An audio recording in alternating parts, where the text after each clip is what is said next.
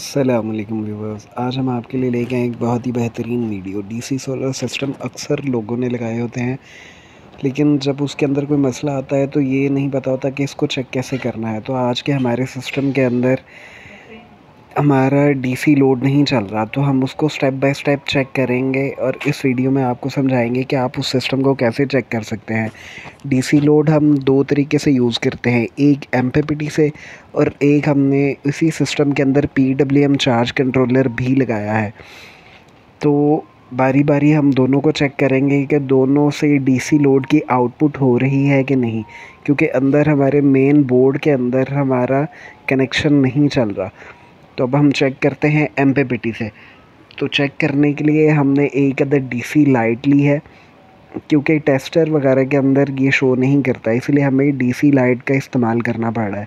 जैसे कि आपने देखा कि हमने एमपीपीटी के साथ लगाया तो वहाँ से डीसी लोड की आउटपुट चल रही है। अब हम चेक करेंगे पीडब्ल्यूएम चार्ज कंट्रोलर से कि वहाँ से डीसी लोड की आउटपुट निकल रही है या नहीं। तो अब हम पीडब्ल्यूएम के साथ लगा के चेक करते हैं क्या इसके ऊपर भी लाइट डायरेक्ट चलती है कि नहीं।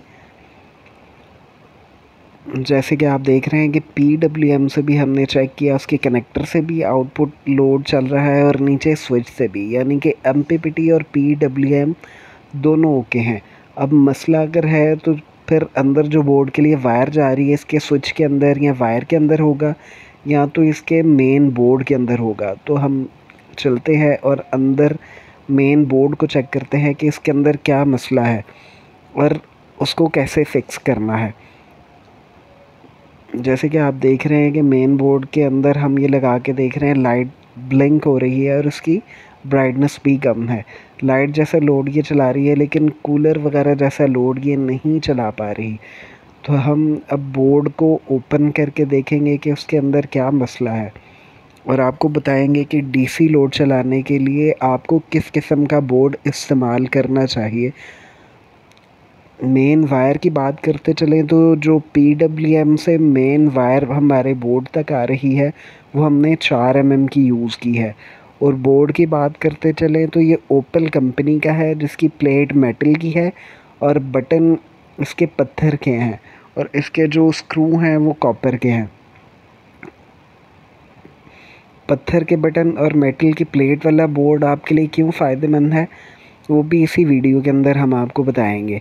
क्योंकि डीसी लोड की हीट वगैरह ज़्यादा होती है अगर आप ये कॉपर के बटन वगैरह यूज़ करते हैं, पत्थर वाले, मेटल की प्लेट वाले, तो ये हीट होने के बावजूद भी आपका स्विच काम करता रहेगा। अगर आप इसकी जगह प्लास्टिक के स्विच यूज़ करेंगे, जैसे कि आप ये देख रहे हैं कि हमारी वायर जो थी वो हीट होके काली हो चुकी है, जिसकी वजह से वो आगे करंट पास नहीं कर रही थी। और ये जो कनेक्शन के लिए छोटी वायर लगाई हुई थी ये भी टूट चुकी है। तो अब हम इस वायर को फिक्स करेंगे और आपको लोड चला के चेक करवाएंगे कि हमारा क्या क्या लोड इसके ऊपर चल रहा है। इस प्लेट के ऊपर अगर आप गौर करें तो पीछे भी आपको हीट हुआ हुआ नज़र आ रहा है और आगे जहाँ पे स्विच हम इसको लगाते हैं वो भी आपको नज़र आएगा जला हुआ। लेकिन पत्थर का बटन होने की वजह से इसको कुछ ख़ास फ़र्क नहीं पड़ा। जो फिनिशिंग के लिए प्लास्टिक का डिज़ाइन आगे यूज़ किया होता है सिर्फ वही हीट अप हुआ है और इसमें कोई मसला नहीं आया। अब इस वायर को हम कट करके आगे नई वायर थोड़ी सी छील के इस बोर्ड के अंदर फिक्स कर देंगे, जिससे हमारा तमाम डीसी लोड दोबारा से ऑपरेट होने लग जाएगा।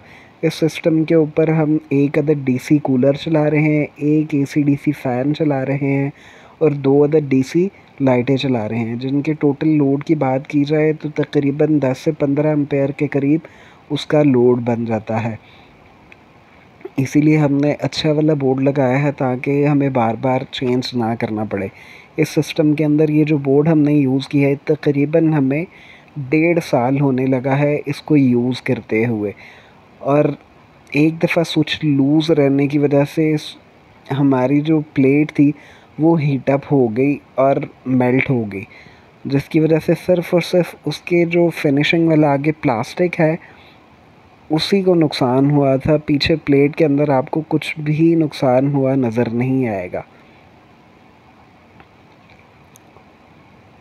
ये देखें जो वायर हमने इसकी कट करके लगाई है उसकी वजह से हमारा डीसी लोड अच्छे से ऑपरेट होने लग गया है। तो आप भाइयों का भी अगर डीसी सिस्टम वगैरह काम ना करे तो आप भी एक डीसी लाइट की मदद से स्टेप बाय स्टेप चेक कर सकते हैं। जो हीट होने की वजह से हमने आपको ख़राब हुआ स्विच बताया था वो ये है। ये सिर्फ़ और सिर्फ इसकी जो फ्रंट लुक है वो ख़राब हुई है, पीछे से स्विच वगैरह ओके है। उम्मीद है हमारी वीडियो आपको अच्छी लगी होगी। इस तरह की मज़ीद इन्फॉर्मेशन वाली वीडियो देखने के लिए हमारे चैनल यासिर टेक 24 को लाइक शेयर सब्सक्राइब ज़रूर करें ताकि हम आपके लिए इस तरह की मज़ीद वीडियोस लाते रहें। जज़ाकल्लाह खैर।